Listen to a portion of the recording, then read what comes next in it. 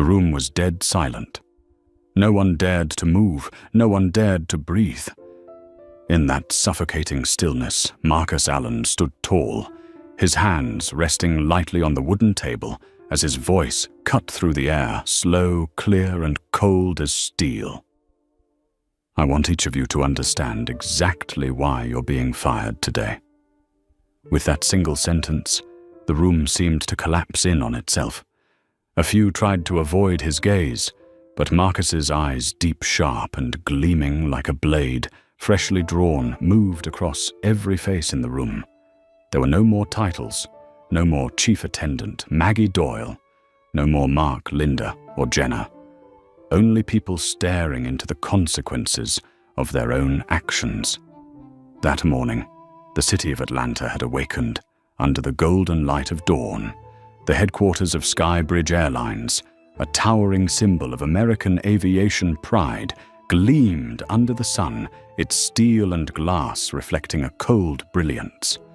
On the 34th floor, an emergency meeting had just begun. News had spread like wildfire. Flight 482, a flight that should have been routine, had thrown the entire company into chaos. Maggie, the head flight attendant with 20 years of experience, sat hunched in the corner. Her hands trembled so hard she could barely hold the summons paper. Sweat soaked through the back of her uniform. In her mind, one question kept echoing, why him? 2 hours earlier, when she walked into the meeting, she had thought it was just another internal inquiry. A few questions, a written explanation, maybe a warning. But when the door opened and that man walked in, all the sounds around her had vanished. Marcus Allen, the man they had treated as if he wasn't worthy of respect, was now standing before them. Not in an expensive designer suit, not with anger in his tone, but with a calm so unnerving it frightened everyone in the room.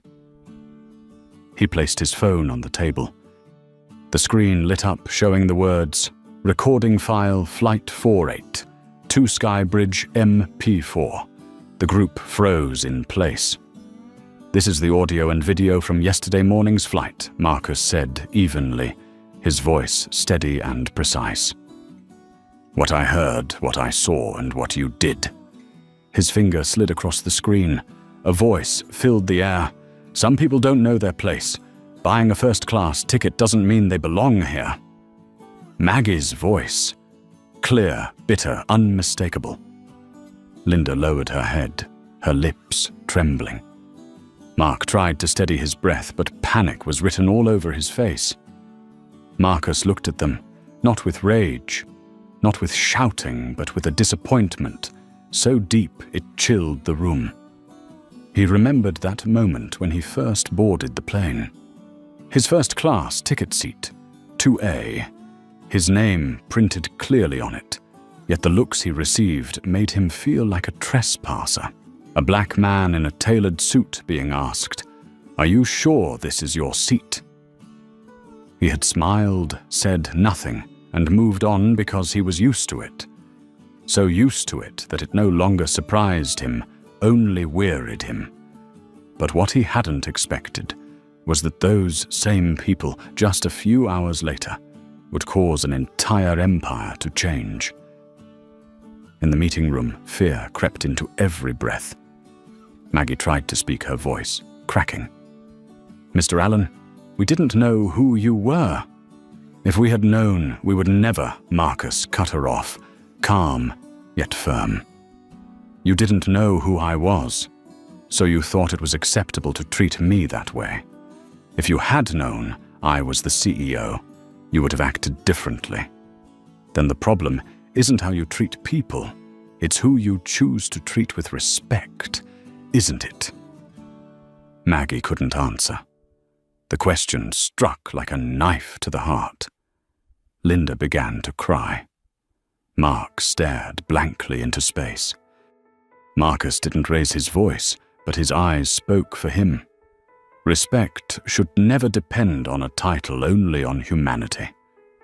One by one, the people in the room began to recall every detail of that flight, the forced smiles at the unfamiliar passenger, the cold tone saying, "Economy is in the back." The glass of water spilled on his expensive suit without a single apology, and the glances they exchanged filled with disdain as he sat quietly in the first-class cabin, the man who didn't belong here.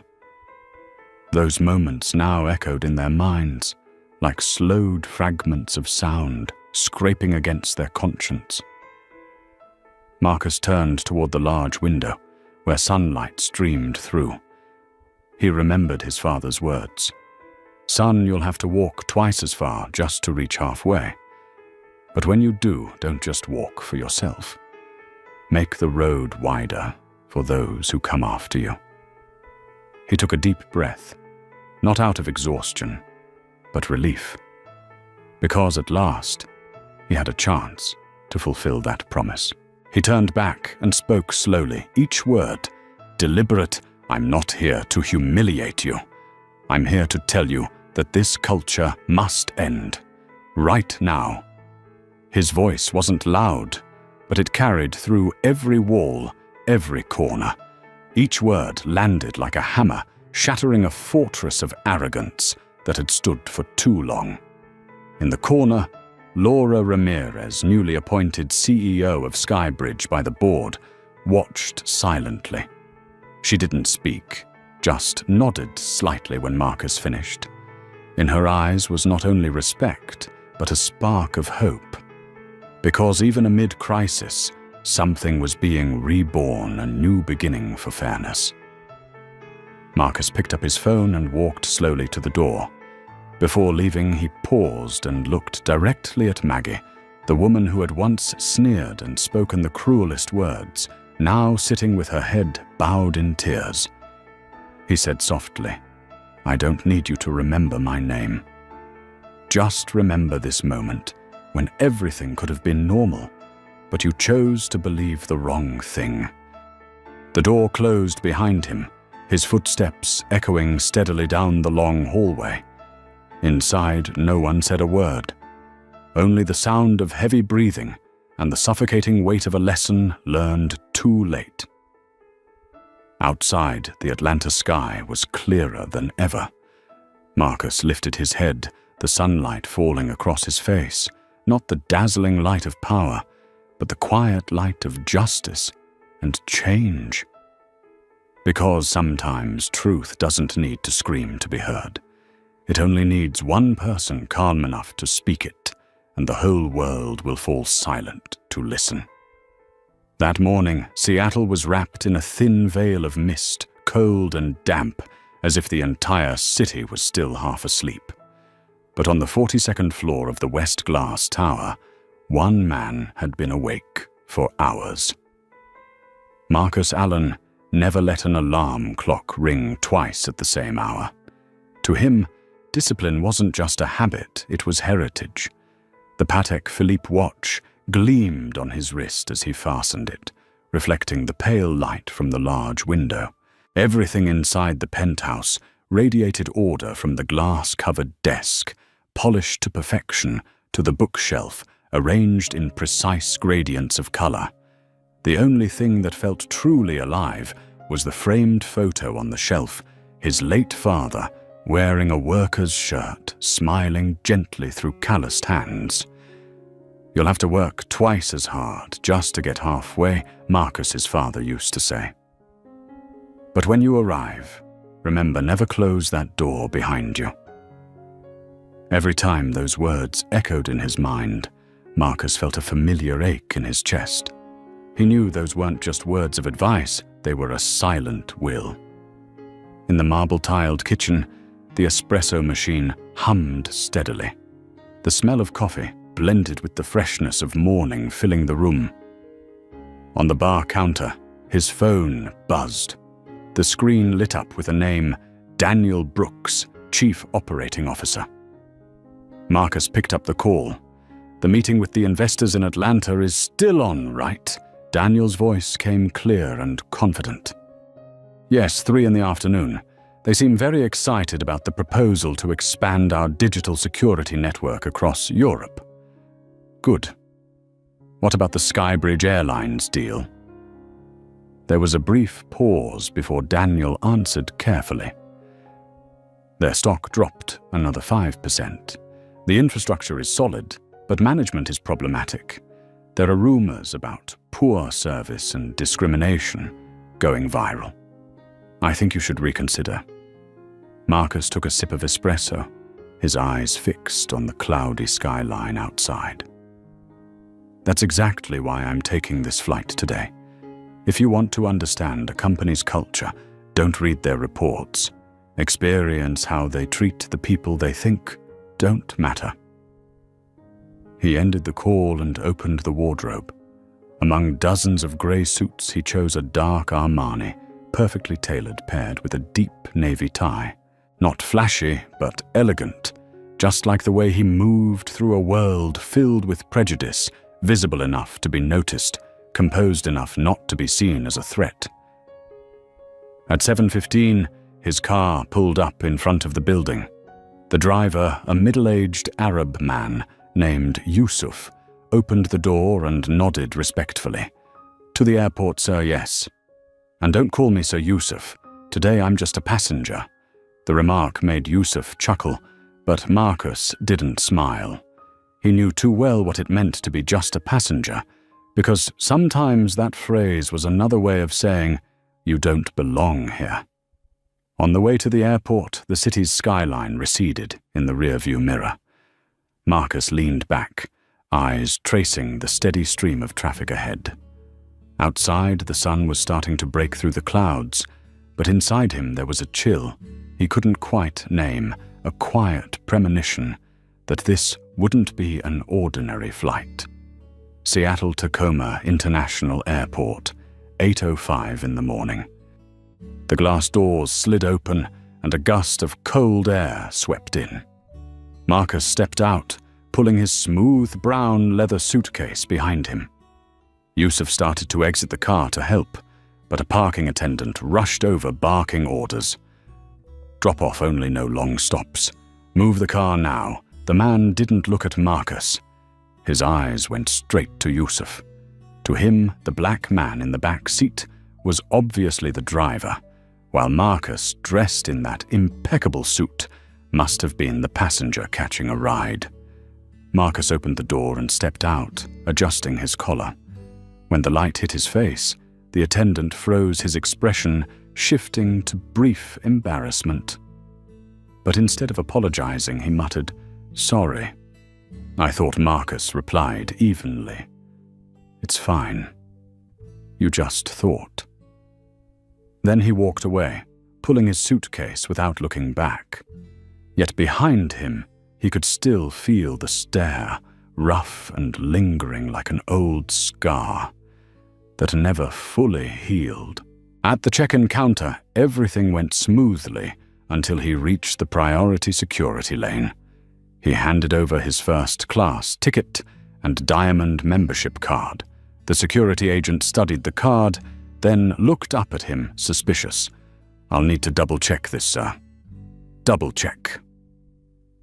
It was a phrase Marcus had heard too many times before, a phrase that always seemed reserved for people who looked like him. A white business couple behind him passed through without delay, no questions asked.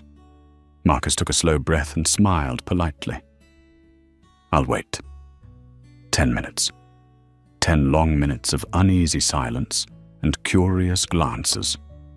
When the agent finally returned his documents, he said the same rehearsed line. "Thank you for your cooperation," Marcus replied calmly. "And thank you for choosing me at random." His voice was soft, but each word fell heavy as lead. He lifted his suitcase and walked through the security gate, leaving behind a reality he had never been able to escape. The Skybridge Airlines first-class lounge sat apart from the rest, sleek and gleaming. Its frosted glass doors bore the logo of silver wings, the proud emblem of an airline teetering on the edge of collapse. Marcus approached the reception desk. The attendant, Pamela Scott, blonde hair in a tight bun and face set in polite rigidity, scanned him from head to toe before speaking. "Membership card and boarding pass, please." Her tone was formal but cold. She scrutinized the card, hesitating longer than necessary, as if confirming it wasn't fake. "I'll also need to see your ID." Marcus handed her his driver's license with a faint smile. "I take it the platinum membership isn't enough." Pamela didn't answer. She turned and made a hushed phone call. While he waited, Marcus noticed a white man step up behind him, hand over his ticket, and get waved through immediately, no questions asked.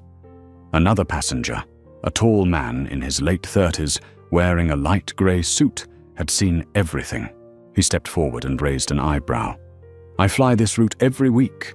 Never seen them do a secondary check. Must be some glitch in the system." Pamela's face flushed red. She returned Marcus's documents stiffly. "System's fine now. You may enter." Marcus nodded, thanking the man. As they walked inside together, the man spoke quietly. "That wasn't right. Does that kind of thing happen to you often?" Marcus shrugged lightly. "Often enough that I've started recording when it does." He raised his phone, showing the active recorder on the screen. Being cautious has become second nature. The man nodded, half in surprise, half in respect. They found seats by the window and started talking about business. Marcus spoke vaguely. "I'm researching a few companies in the transportation sector. There might be an acquisition soon." The man laughed. "If you're buying an airline, I hope you plan on improving their customer service." Marcus didn't reply. His gaze drifted to the runway where a Boeing was being towed into position. The sunlight glinted off its metallic body, and in his eyes there was something both calm and unyielding, the look of a man standing at the final edge of his patience. Across the lounge, the crew for Skybridge Flight 482 had just entered. Leading them was Chief Attendant Maggie Doyle, her voice sharp and commanding. Marcus looked up and their eyes met briefly, just long enough for him to recognize that familiar expression, the look of someone who believed they were standing above others. Marcus opened his voice recorder again, his finger tapping the red button. A routine flight was about to begin. But he knew this one would not end like the others. The loudspeaker voice rolled steadily through the luxurious lounge. Skybridge Airlines announces that flight number 482 to Atlanta is now boarding. First-class passengers and Diamond members may now board. Marcus set his coffee cup down, gave Brandon a slight nod, then rose to his feet. Pamela's eyes, the lounge attendant's eyes, stayed on him until the glass door closed behind him. In that gaze, there was something both suspicious and dismissive, as if she still did not quite believe that a black man truly belonged in the front cabin. At the boarding gate, the first-class line formed in a neat, orderly row. The boarding agent Kelly Hart, sharp eyes, and a strained smile raised her voice. "We would now like to invite our first-class passengers and Diamond members to board." Marcus stepped forward, ticket and identification ready in his hand. He stood directly in front of the podium, less than a meter away. Yet Kelly looked right past him, her smile already fixed, aimed at the white passengers behind him. "Sir, this is boarding for first class. Please wait a moment." Marcus replied calmly, his tone low but clear. "I know. I am flying first class." He held out his ticket. His head held high.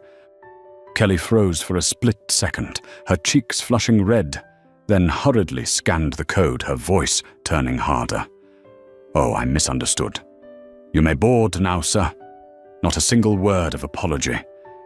Yet the moment he stepped through the door, her voice suddenly turned warm and sugary.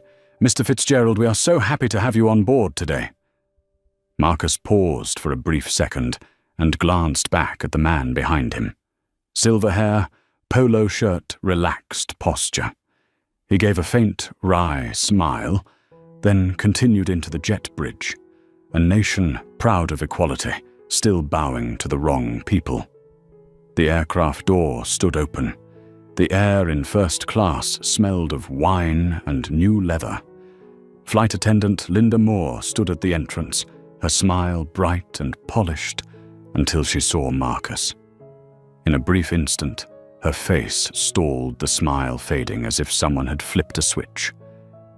"Hello, sir, economy is in the back." Marcus's expression did not change.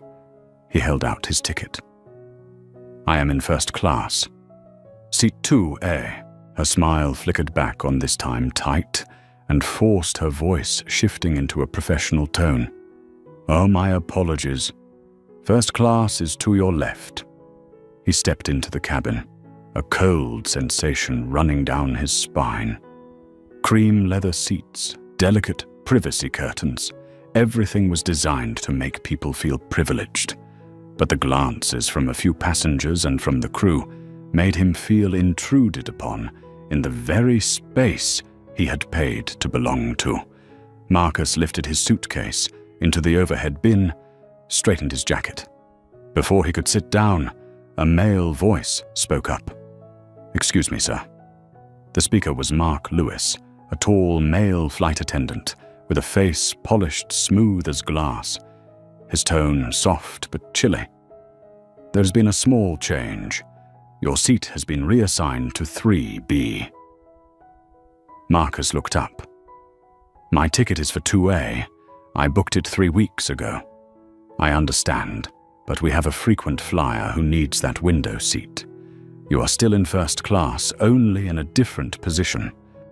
Marcus asked, still calm. "And what if I do not agree?" "You are free to return to the gate and speak with a company representative. However, please be aware that we are close to departure." He glanced around. A few passengers had begun to pay attention.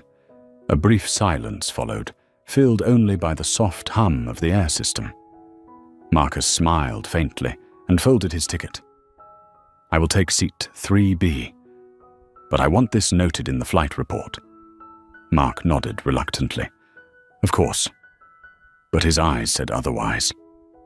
Marcus sat down in 3B between two white men who were both absorbed in their phones. Window seat 3A remained empty. He took out his phone and reopened the recording app. One tap, one piece of evidence. 5 minutes later, the cabin door closed. Chief Purser Maggie Doyle walked down the aisle, her gaze sliding over Marcus, then stopping. She did not greet him, only gave the slightest nod, a half smile of polite obligation. During the safety demonstration, her voice flowed evenly. "Skybridge Airlines is honored to serve you. We wish you a comfortable flight." But to Marcus, every dear passenger sounded like a lie.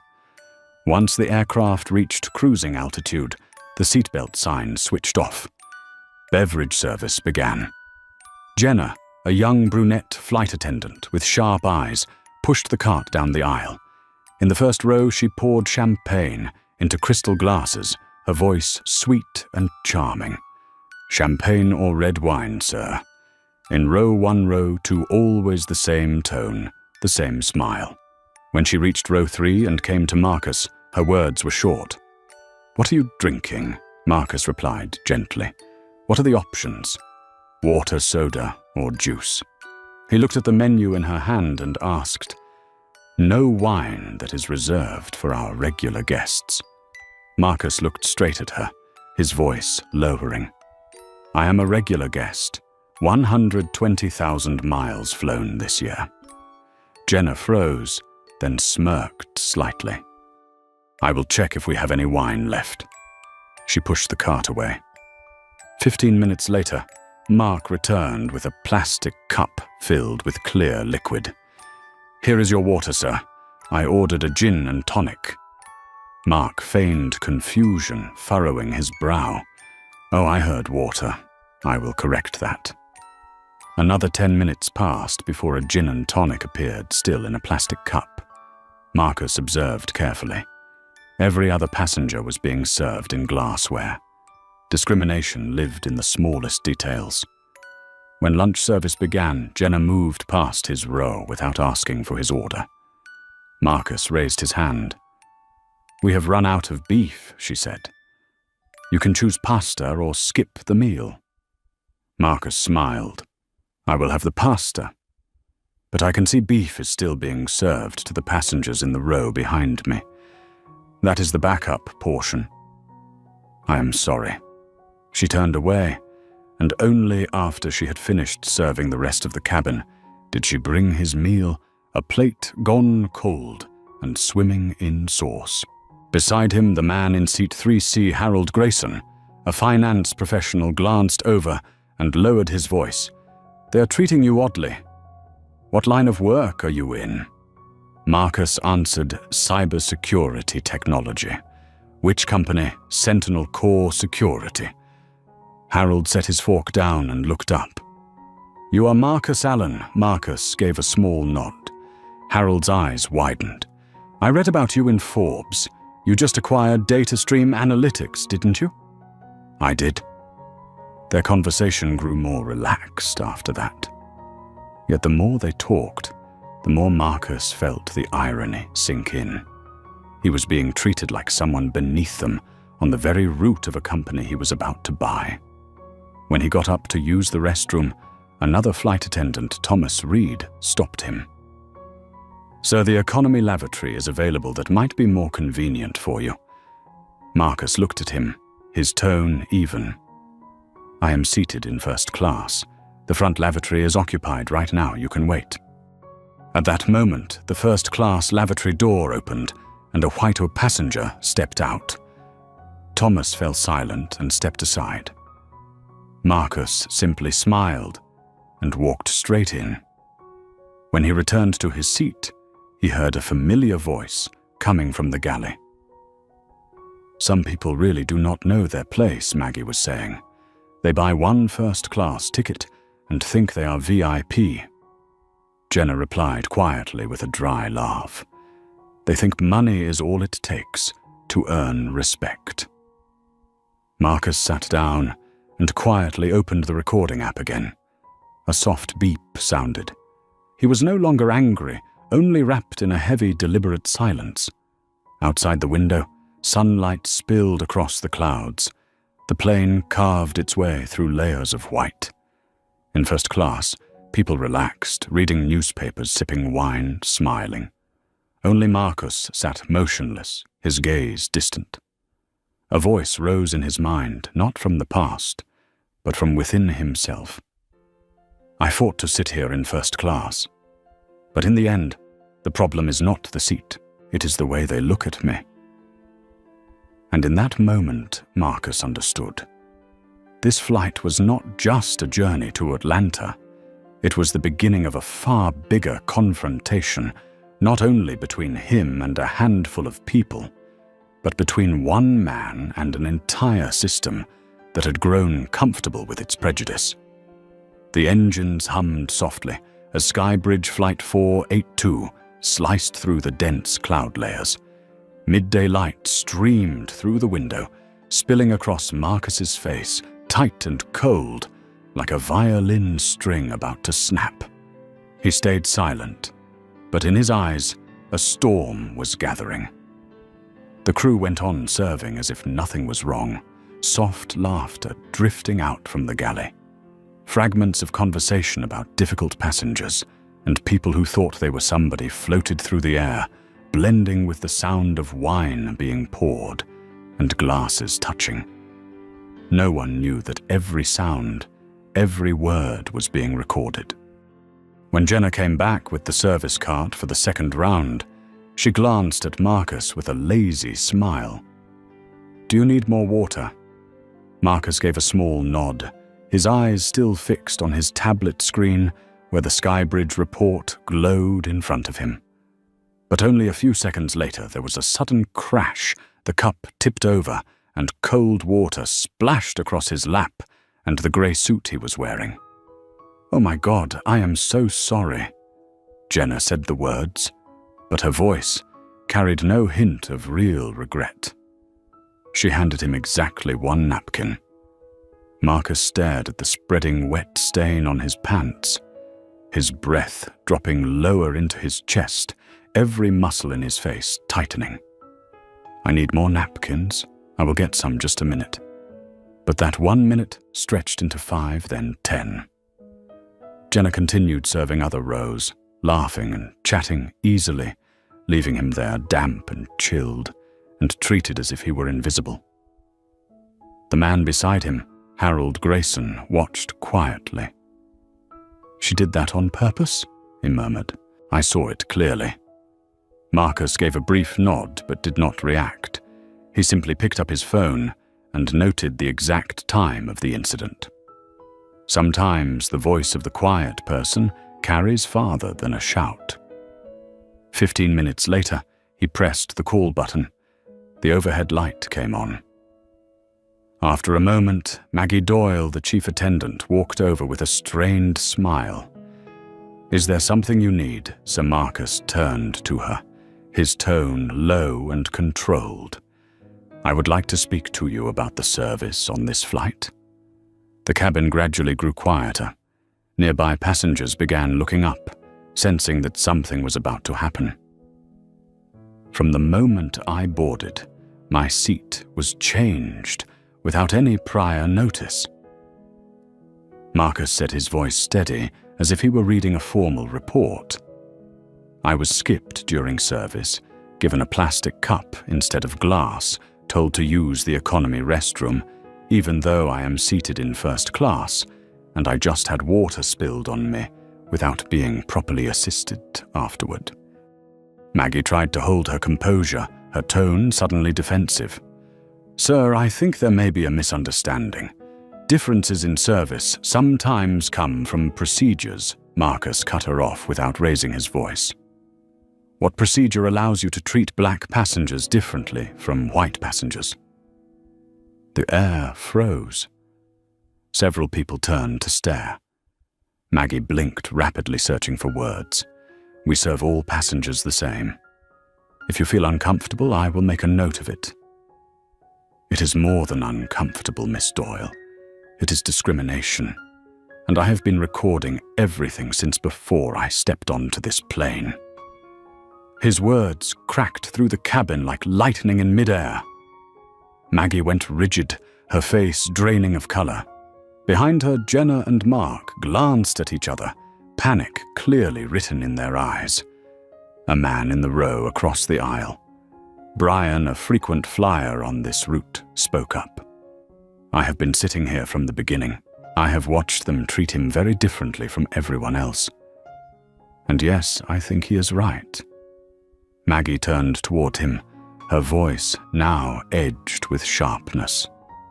"Sir, if you continue to cause a disturbance, I will have to call security to meet you when we land." Marcus met her gaze, calm to the point of being chilling. "Good. I look forward to speaking with them, because I am sure airport security will be very interested in how you are violating federal anti-discrimination laws." A heavy pause followed. Only the engines could be heard. Jenna swallowed hard. Mark stepped back. Maggie, so used to giving orders and being in control, suddenly felt her legs begin to shake. "You know," Marcus said slowly, "if I get angry, people will say I am being disrespectful. If I stay silent, you will believe you are right. Either way, I lose. Unless I record it." He took out his phone, the screen showing a moving audio waveform. "And I have been doing that since Seattle Airport." The moment shattered the cabin's illusion of comfort. First class fell utterly silent. A few passengers held their breath. Maggie tried to steady herself, lowering her voice. "So recording is against company policy, and discrimination is against federal law." Marcus replied, his tone sharp as a blade. "Your internal policy does not stand above the law." The sentence caught in her throat. In all her years of service, no one had ever spoken to her so directly. Marcus rose to his feet, tugging lightly at his vest. It was damp, but his posture was still straight. I do not want anyone to lose their job. I only want a sincere apology and fairness. But instead of apologizing, Maggie chose to protect her pride. You are making the other passengers uncomfortable. I will be reporting you as a disruptive passenger. Go ahead, Marcus said, his voice low, unhurried, but every word landing like a nail. But remember, when you make that call, I will still be recording. From the back of the cabin, whispers started to spread. Someone murmured, "What is going on? I think a first-class passenger is arguing with the crew." A child asked his mother, "Why is that man being scolded?" The mother turned away and did not answer. Marcus sat down again, his eyes fixed on the window. The sky outside stretched out in endless blue, yet he felt trapped inside a box full of prejudice. Harold, seated next to him, spoke softly. "You just did the right thing. Not many people would." Marcus gave a faint smile without taking his eyes off the sky. "We have been silent for too long." From the front galley, Mark and Jenna pulled Maggie aside. Their voices dropped, but the words still reached Marcus's ears. "What do we do now? We just say he caused trouble. No one will believe a lone passenger. But what if he really is someone with power? Look at him. Do you really think someone like that has power?" Marcus closed his eyes. He had heard enough. A soft chime sounded the seatbelt sign coming on before descent. Maggie stepped out, her voice trembling slightly, though she still tried to sound authoritative. "Ladies and gentlemen, we are preparing to land in Atlanta. Please turn off all electronic devices completely, not just to airplane mode." Marcus looked up and glanced around. No one else was being reminded. Only him. "I believe regulations allow devices in airplane mode," he said. "We want to ensure absolute safety," Maggie replied, staring straight at him as if trying to punish him with her eyes. Marcus watched her for a second, then placed his phone on the tray table. "Do not worry. I can still record without seeing the screen." His voice was gentle, but enough to make Maggie freeze. The plane touched down on the runway with a heavy shudder. The weight in the cabin did not lift. When the door opened, Maggie moved to the front of the first rows and spoke quietly to two security officers waiting in the jet bridge. Their seat 3B, the disruptive passenger. Marcus stood, picked up his suitcase, and gave Harold a small smile. "We are here." Then he walked out into the bright light of the terminal. The two security officers approached. One of them spoke. "Sir, we have received a report that you were behaving in a disruptive manner." Marcus did not flinch. He held out his phone, his voice still calm. "I think you should listen to this before you decide anything." The screen lit up. Maggie's voice came out clearly. "Some people really do not know their place." The two officers looked at each other. One of them looked up. His expression completely changed. "Thank you, Mr. Allen. We understand now." Marcus nodded, turning back toward the aircraft where Maggie and Jenna stood frozen in place. "We will meet again," he said softly. "But next time it will be in the boardroom." Then he walked away, his back straight, each step echoing down the corridor floor, the footsteps of a man who would no longer be dismissed and who was about to change an entire system. The airport loudspeaker echoed through the glass corridor. "Welcome to Hartsfield-Jackson International Airport, Atlanta." People flowed past in constant motion, suitcase wheels clattering on the polished stone floor. In that crowd, Marcus Allen walked with his back straight and his gaze calm. His suit jacket still carried faint water stains, but he did not care. There was no anger on his face, only the quiet resolve of a man about to act. The two security officers were still walking beside him. One of them spoke softly, his tone apologetic, so we listened to the recording. Clearly this was a service issue, not disruptive behavior. We apologize for the misunderstanding. Marcus gave a slight nod. You were just doing your job. But sometimes justice begins when people listen instead of judge. They exchanged a look, their eyes now full of respect. Behind them, the crew stood frozen in the aircraft doorway, watching him go with a mixture of fear and shock. Marcus stopped near a seating area close to the exit gate and took out his phone. It only took a second to find the name he needed. Edward Collins, Chief Executive Officer of Skybridge Airlines. He pressed call, lifted the phone to his ear, and spoke with the calm tone of someone discussing business. Edward, this is Marcus Allen. Marcus, I was just about to call you. Everything all right? Have you landed in Atlanta yet? I just did. On one of your Skybridge flights. Oh, great. How was the service? I hope you had a good experience. Marcus fell silent for a second, then said slowly, Do you have a few minutes? Because I think this flight has shown me very clearly the real culture of your company. Silence answered him from the other end. I just spent 3 hours watching systematic discrimination from check-in all the way until I left the plane, and I have all the evidence I need. A sharp breath sounded over the line. What did you just say? Marcus, are you sure? Very sure. And I will need to speak directly with your board of directors tomorrow morning before I decide whether to move forward with this deal. Marcus ended the call. No anger, no shaking hands. He simply exhaled and watched the flow of people pass by. On the phone screen, his own face reflected back at him, serene but with a storm rising in his eyes. At the same time, on the 32nd floor of Skybridge Airlines headquarters in downtown Atlanta, Edward Collins nearly threw his phone onto the desk. Good God, who allowed this to happen? He shouted, turning to his assistant. Set up an emergency meeting. Call the legal team and bring me the full crew list for Flight 482. The assistant nodded and rushed out. Edward paced back and forth, sweat beading on his forehead. Only 3 weeks earlier, he had confidently told the board that selling Skybridge to Sentinel Corps would take the company into a new era.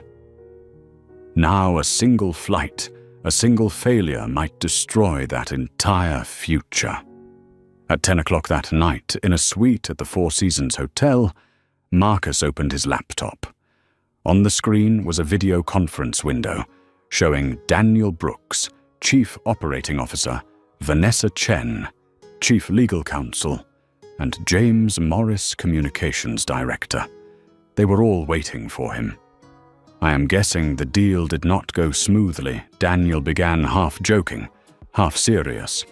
Smoothly, Marcus gave a faint smile. If smoothly means getting doused with water and labeled a disruptive passenger, then yes. The group fell silent. Marcus recounted everything in detail from the airport to the moment airport security confirmed discriminatory behavior. He played the video, opened the audio files, and let them hear the conversations between the flight attendants. When Maggie Doyle's voice came through, some people really do not know their place. Vanessa's hands clenched, and Daniel could only shake his head. You have all the evidence, Vanessa asked. Yes, and a few passengers ready to testify. Vanessa spoke firmly. If you want, we can drag them into court as early as tomorrow. Skybridge will lose 30% of its value in 24 hours. Marcus looked up, his gaze cold. No, I do not want to sue. I want change. You mean still buy them, Daniel asked in surprise. Yes, but this time on our terms. They need to understand that selling the company to me is no longer a choice. It is their salvation. He stood and walked to the window. The city of Atlanta burned bright against the night sky, the lights reflecting on his face, the face of a man forged from both steel and fire. Tomorrow I will meet the board, and I will make them see what I just lived through, not with my words, but with the truth. The next morning at Skybridge headquarters, the main conference room felt like a disturbed beehive. Papers, phones, urgent calls all collided at once. Rumors had already spread down the corridors. The CEO of Sentinel Corps was insulted on one of our flights. Edward Collins sat at the head of the table, his face pale. I want to hear it from the person who was actually on that flight. Get Maggie Doyle in here. The door opened and Maggie walked in with the rest of the crew. Their former air of authority was gone. They were just frightened employees now. Maggie bowed her head. Mr. Collins, I quiet. Edward slammed his hand on the table. Do you have any idea who he is? He is the man considering buying this entire company. And now he has proof that your team discriminated against a customer. No one answered. Jenna began to cry. Mark stammered. We did not know who he was. Edward let out a bitter laugh. That is exactly the problem. You only know how to respect certain people, not everybody. And that is what is dragging this airline straight into hell. He dropped into his chair, exhausted. Prepare yourselves. Mr. Allen has requested to meet the board of directors this morning. If we are lucky, he still wants to negotiate. If not, we are finished. At 11 in the morning, Marcus's car pulled up in front of Skybridge headquarters. As he stepped out, dozens of curious eyes followed him. His suit today was pure black, buttoned neatly with a dark blue tie, simple but commanding. No one looked at him without sensing the presence of a man accustomed to changing entire companies with a single decision. The secretary led him down the corridor into the large boardroom. 12 members of the board were already seated, waiting. The air was thick, every tick of the wall clock echoing in the silence. Edward Collins stood, his smile strained. Mr. Allen, we are deeply sorry for the incident. Marcus raised his hand, cutting him off. There is no need to apologize. I did not come here today to listen to remorse. I came to see whether you have the courage to change. He set his laptop on the table and connected it to the large screen. Before we talk about the future, let us revisit the past specifically. Flight 482, yesterday. The screen lit up, and Maggie's voice filled the room. Some people really do not know their place. The room fell completely silent. The faces of the board members went pale.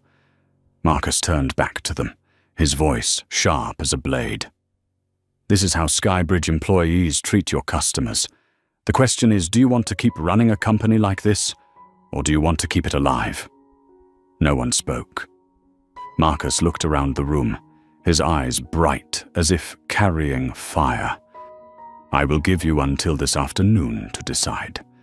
I am not buying an airline. I am buying its soul. If you want to keep that soul, begin by having the courage to face your mistakes. He closed the laptop and stood up. The room remained utterly quiet. Only the sound of his shoes rang against the wooden floor, each step heavy yet resolute, the footsteps of a man who had just turned a personal humiliation into a wake-up call for an entire empire.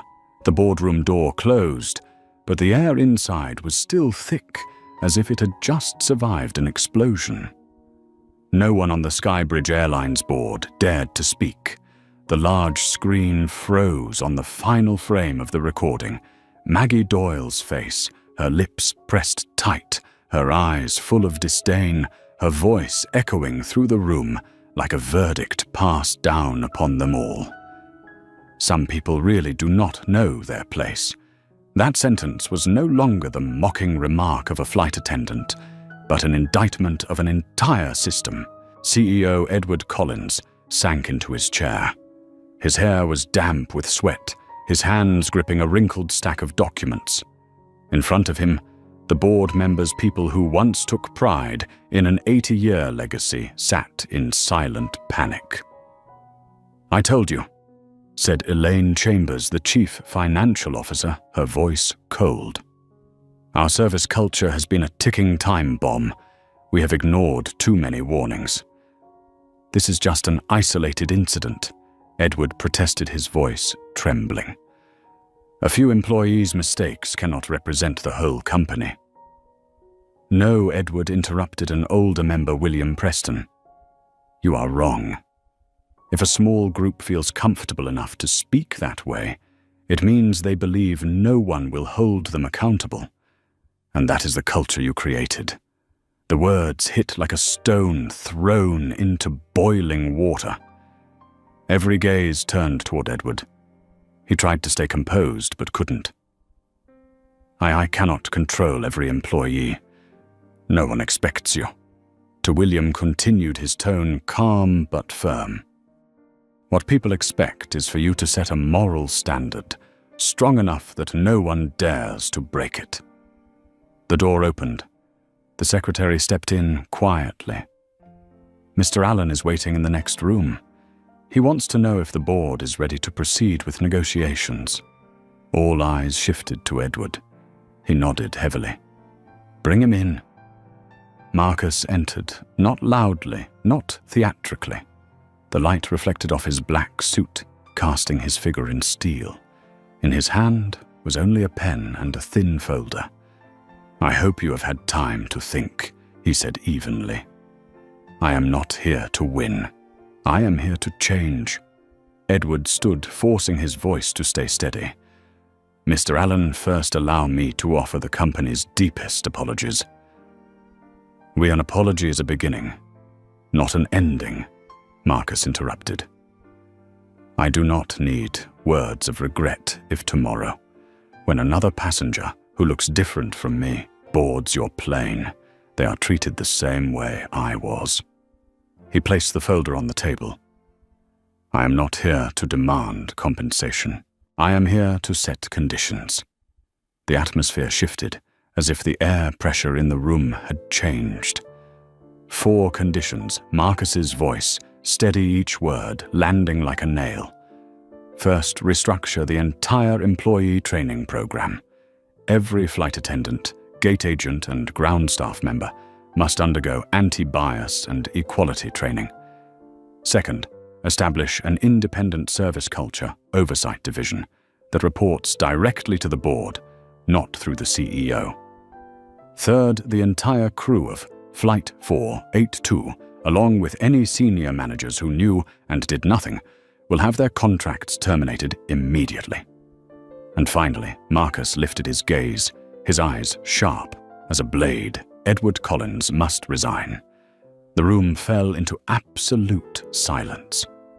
Only the ticking of the clock could be heard, like the beating hearts of those inside. Edward stood still for several seconds, then gave a dry, broken laugh. "You are asking me to sacrifice my honor, my 30-year career for one flight?" "No," Marcus replied slowly.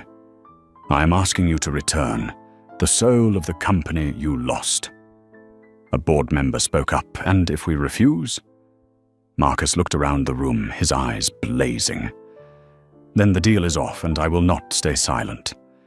I will make every piece of evidence public. The press will take care of the rest." Elaine Chambers folded her hands, her tone calm but heavy. "We are on the edge of bankruptcy, Edward. If we do not sell, we collapse. If we sell, at least we have a chance to survive." William Preston nodded.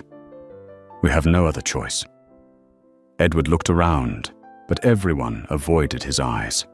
In that moment, the man who had once led tens of thousands of employees, realized that power is not lost through failure, it is lost through isolation. He sat down, his voice hoarse. "Fine, I will step down. But remember, Skybridge once was the pride of this nation." "And it will be again," Marcus replied, "but this time not for profit, for people." The vote took place. The result 7 in favor 5 against. Edward Collins was officially removed from his position as CEO. As he left the room, his shoulders trembled slightly. Marcus watched him go, not with contempt, but with quiet sorrow. "I do not hate you," he said softly. "I only regret that you forgot who you really serve. It is not the shareholders. It is the passengers." Edward stopped at the door, turning back with tired eyes. "You do not understand, Marcus. Here we live by unspoken rules." "Oh, I understand," Marcus replied, "but it is exactly those unspoken rules that are killing you." The door closed, and at that moment, Skybridge took a different path. Marcus stood in the center of the room, light spilling across his face. "I do not want a company that has been bought," he said, his voice gentler now. "I want a symbol reborn, an airline where every person, whether an engineer, a flight attendant, or a passenger, feels respected." He extended his hand. William Preston clasped it firmly, meeting his gaze. "You just did what we never dared to." "Thank you, Marcus." The meeting ended. As Marcus stepped into the hallway, employees passing by stopped in their tracks. They did not know exactly what had happened, only that there was talk of a black man who made an entire company bow its head. But in their eyes, there was no curiosity, only a spark of hope. Marcus paused before the glass wall, looking down at the city lighting up below. A thin rain blurred the distant glow. He smiled slightly and whispered as if speaking to himself. "Sometimes to change an entire system, you do not need power. You just need a reason that is right enough." He tightened his grip on the folder in his hand. Tomorrow, Sentinel Corps would officially take over Skybridge. But tonight, Marcus knew that what he had truly gained was not a multi-billion-dollar acquisition, but the belief that justice, when spoken with calm and courage, can still make the world fall silent and listen. The afternoon rain in Atlanta fell like a silver curtain covering the tall glass windows of the Skybridge Airlines headquarters. Inside a small conference room on the 18th floor, the air was heavy, as if the entire sky was pressing down on the people inside. Maggie Doyle sat silently, her fingers tightly interlaced. Beside her were Mark, Linda Jenner, and several other members of Flight Crew 482. They had been summoned immediately after the morning vote. On the table in front of each of them lay a sealed envelope. No one needed to open it to know what was inside. "Termination notice?" Linda whispered, her voice trembling. No one responded. Outside the window, the sound of rain tapped slowly like the rhythm of fate. The door opened. Human Resources Director Karen Lee entered, her face calm and severe, followed by 2 security officers. "Ladies and gentlemen," she said evenly, "the board has reviewed all the evidence. The behavior of Flight Crew 482 has seriously violated company policy and federal law. Your terminations take effect immediately." Jenna burst into tears, tears running down her cheeks. "We've served this airline for over 10 years, she cried. "Are we being treated like criminals because of one passenger?" Karen met her eyes. "Not because of one passenger, but because of the way you saw them." The room went completely still. Maggie gripped her envelope, lifted her head, her voice trembling, but still clinging to pride. We were only following the standards this company taught us to serve regulars and VIPs first. We didn't discriminate against anyone. Karen placed a thick file on the table, her tone still calm. 37 complaints in 12 months, all about this crew, all describing the same thing, different treatment toward black customers, Asian customers, or those with non-Anglo names, and nearly all were dismissed by management. Maggie stared at the file, the color draining from her face. I didn't know there were that many. Because you never wanted to know, Karen replied. Sometimes the most dangerous thing isn't malice, but the habit of looking down on others while believing you're doing the right thing. The door opened again. Marcus Allen walked in. The atmosphere changed instantly. The crying stopped. The excuses stopped. Only silence remained heavy and unbroken. He wore a grey suit, no tie. His voice was low, steady, not cold, not harsh, just truthful. I know Marcus said you're afraid. Afraid of losing your jobs. Afraid of being judged. But what you should fear isn't me. It's the moment you stop seeing others as human beings. Jenna lowered her head, sobbing.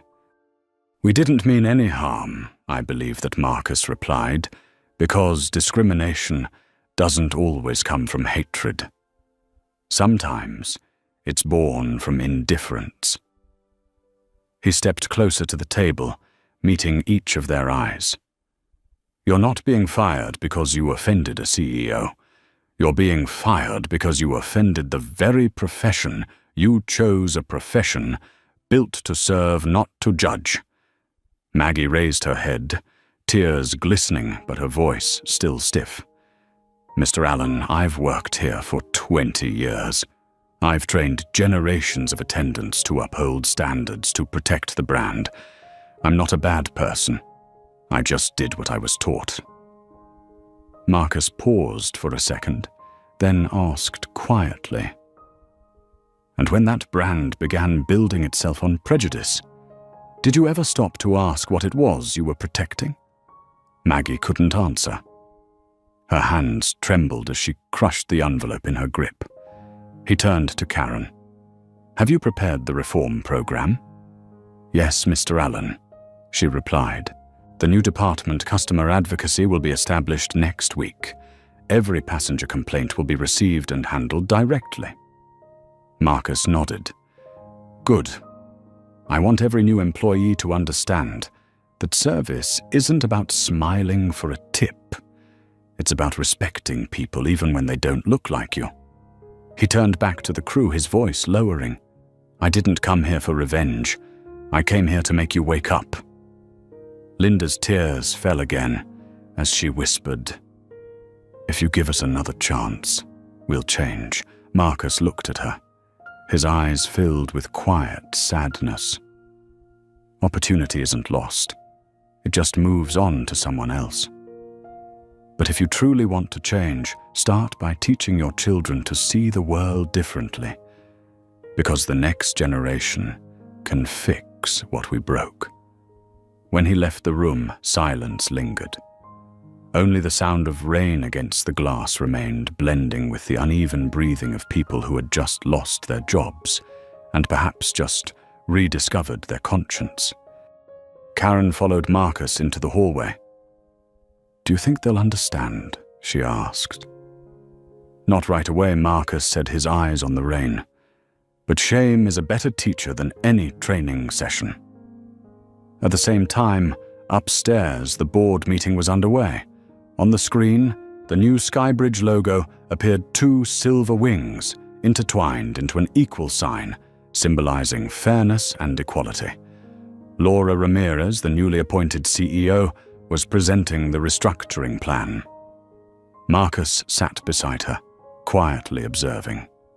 Skybridge will be reborn, Laura said with steady conviction. We won't just change colors or uniforms. We'll change our mindset. Every flight will be a promise that no one is seen as lesser because of how they look. A board member asked, but what if customers don't believe it? What if they think this is just public relations? Marcus answered. Then we prove it through action, not advertising, not slogans. Real stories from our own employees. Laura smiled and nodded. I think you just described exactly the spirit we need. The meeting ended. As everyone left, Marcus stayed behind, watching the new logo spin slowly on the screen. Outside, the rain had stopped. Sunlight pierced through the clouds, reflecting off the glass and making the silver equal sign glow. He remembered that flight, the cold stares, the cutting words. They had hurt him, but they had also created the chance for change. Justice isn't punishment. He thought it's restoring the way we measure humanity. He turned and walked away. In the evening light, his shadow stretched long across the corridor, the silhouette of a man who had chosen forgiveness, but not forgetfulness. Downstairs, Maggie still sat alone, her envelope unopened. Outside, the sky had cleared. She glanced toward the window where the reflection of 2 silver wings glimmered in the sunlight. In that moment, a single tear fell. Not because she had lost her job, but because for the first time in her life, she understood what it meant to be ashamed of herself. 6 months later. The sky over Chicago was a clear, endless blue, reflected in the gleaming glass of the new tower, bearing the Skybridge Airlines logo, 2 silver wings, embracing an equal sign, shimmering in the morning light. Once a struggling airline on the brink of collapse as Skybridge had become the centerpiece of international media attention. But for Marcus Allen, what made him proud wasn't the soaring stock price, it was the transformation in people. That morning, he arrived at O'Hare Airport earlier than usual. Dressed in a light grey suit and navy blue tie, he walked among passengers unnoticed. He didn't need recognition or special treatment. What he wanted was to see with his own eyes whether the change he had sparked was real. The glass doors of the check-in area opened, and the familiar scent of coffee filled the air. A young Latin employee greeted him with a bright smile. "Good morning, sir. Which class are you flying today?" "First class, Skybridge, Flight 218 to New York." "Perfect. I'll take care of that for you right away." There was no suspicious glance, no impatient sigh. Every movement was smooth, polite, and genuine. When the employee handed back his ticket, he added warmly, "Thank you for choosing Skybridge. We're working every day to be worthy of your trust." Marcus gave a small nod. Such a simple sentence, yet it warmed his heart. The first lounge now looked completely different. The once cold walls had been replaced with warm wood tones. On the central wall, a message read, "Respect is the first-class ticket for everyone." A black woman in her 30s approached with a welcoming smile. "Good morning, Mr. Allen. It's an honor to see you again." Marcus paused, surprised. "You know me, of course." "I'm Danielle Moore, the new lounge supervisor. You came here during the retraining program. Your speech that day made me decide to stay." Marcus looked at her and saw something in her eyes, the light of belief, not fear. "So how is it now for the staff?" Danielle smiled. "We're being heard. We're learning to understand our passengers again. And most of all, we're reminded every day that this job isn't just about serving, it's about giving respect." Marcus nodded. He looked around. Everyone worked with a new energy calm, graceful, sincere. He thought of Maggie Doyle and the old crew. He wondered where they were now, perhaps learning how to start over. He no longer felt anger toward them. They had simply been products of an outdated system, and somehow he had helped that system renew itself. When boarding began, Marcus walked to the gate. The gate attendant, a young Asian man with a brisk manner, stood up as soon as he saw him. "Welcome back to Skybridge, Mr. Allen. Thank you for giving us a second chance." The words caught Marcus off guard. It wasn't flattery, it was gratitude. He smiled. "We created that second chance together." Inside the first-class cabin, Marcus stopped just at the aircraft door. A black female pilot in a crisp uniform was shaking hands with passengers. "Good afternoon. I'm Captain Renee Cooper, the captain for today's flight. Welcome aboard, Mr. Allen." Marcus raised an eyebrow. "You're the captain?" "Yes, sir. One of 3 new female captains promoted through the company's equality program. Thanks to you, I have the chance to stand here." He smiled warmly. "No thanks to you, and to everyone who dared to believe they deserve it." As he settled into seat 2A, the same seat from that unforgettable flight, a strange feeling washed over him. Once this was where he had been denied his place, made to feel like he didn't belong.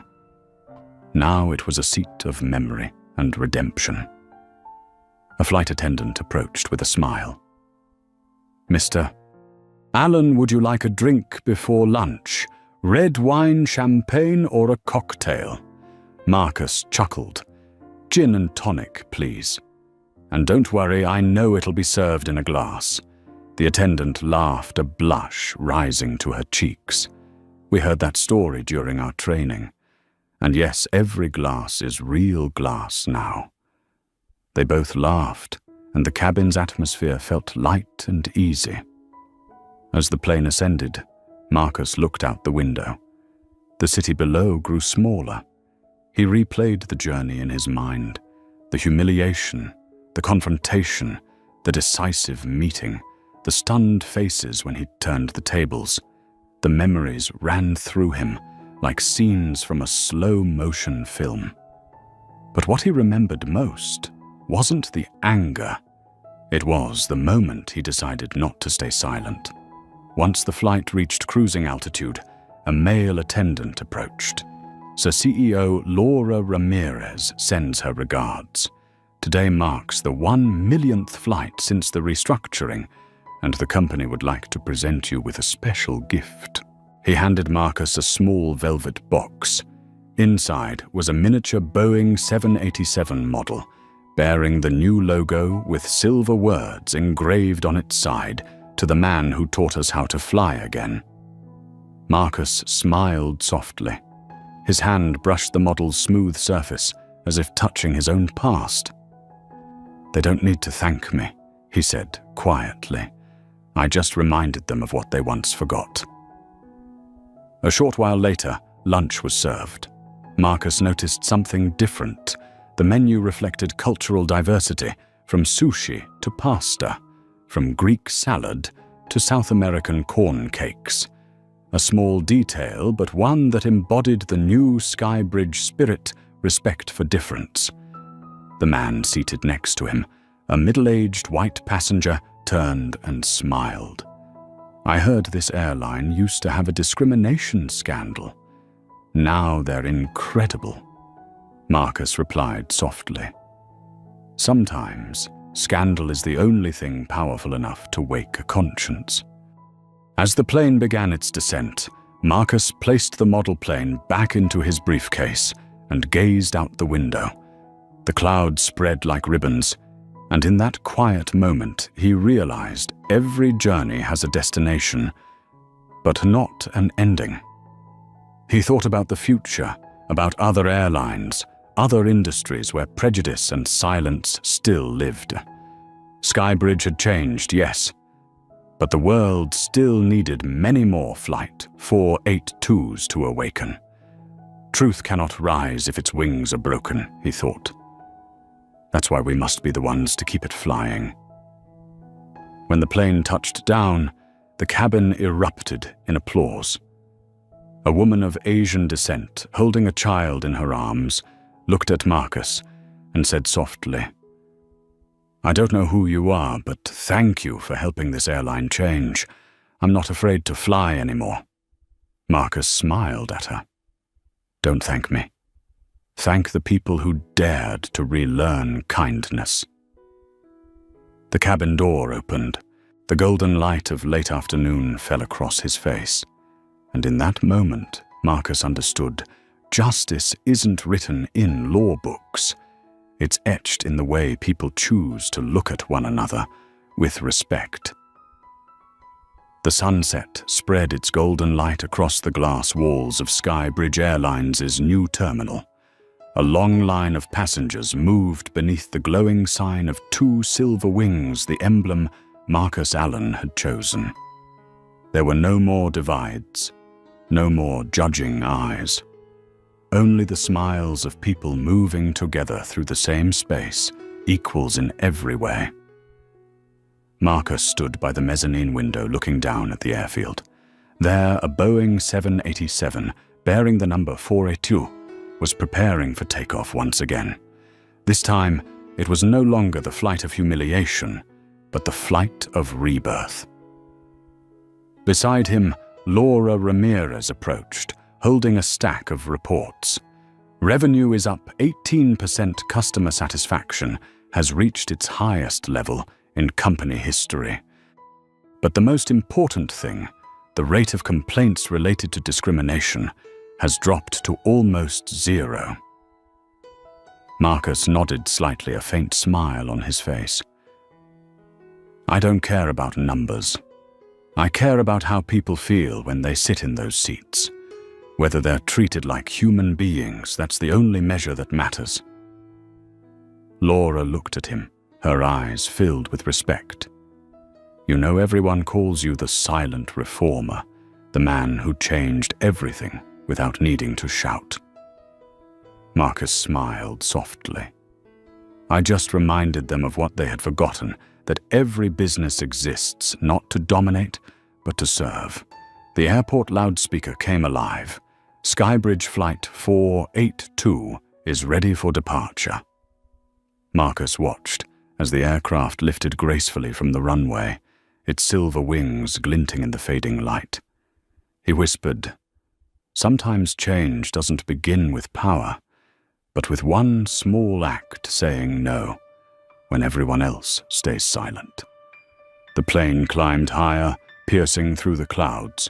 In the glow of dusk, its metallic body shimmered, as if carrying with it the faith of thousands of people learning to fly again, learning to believe in what is right.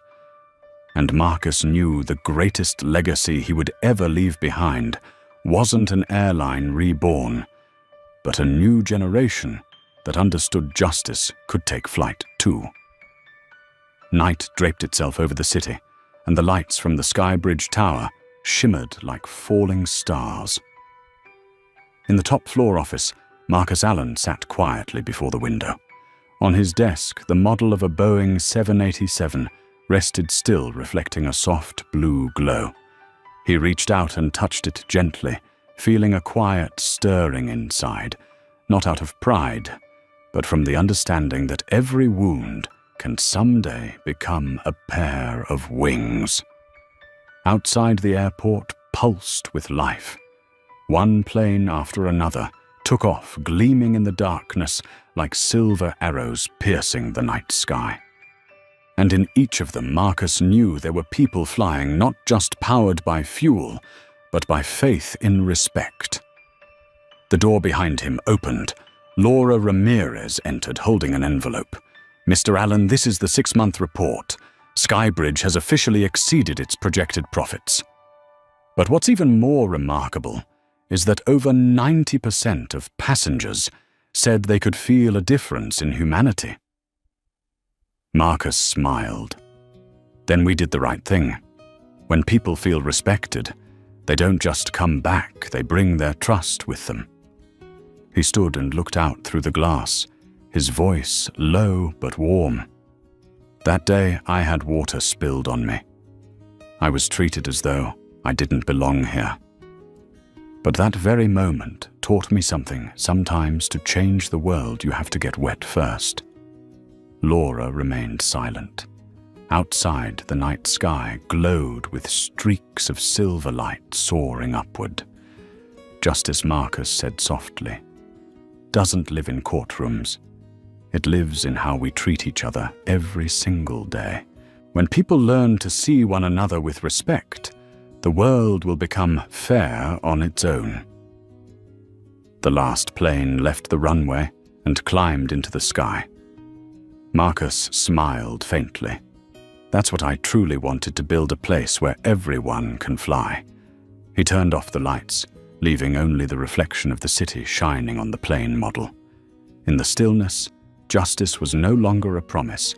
It had become a pair of wings spread wide across the sky. From the perspective of a leadership ethics expert, Marcus Allen's journey is not merely the story of a business deal, but proof that a culture of respect is the greatest invisible asset any organization can possess. A company can lose money, it can lose reputation, but once it loses trust, it loses its very soul. And only when it dares to confront its own mistakes does it earn the chance to be reborn. Marcus proved that justice doesn't need to be loud. Sometimes it only needs one person calm enough to say enough. Like Skybridge, each of us has the power to change the systems around us, simply by starting with how we choose to see others. If you believe that respect can help the world rise higher, hit like to share this message and subscribe so you won't miss more stories where humanity reclaims its dignity in the face of injustice. And leave a comment below a simple but powerful promise: keep respect.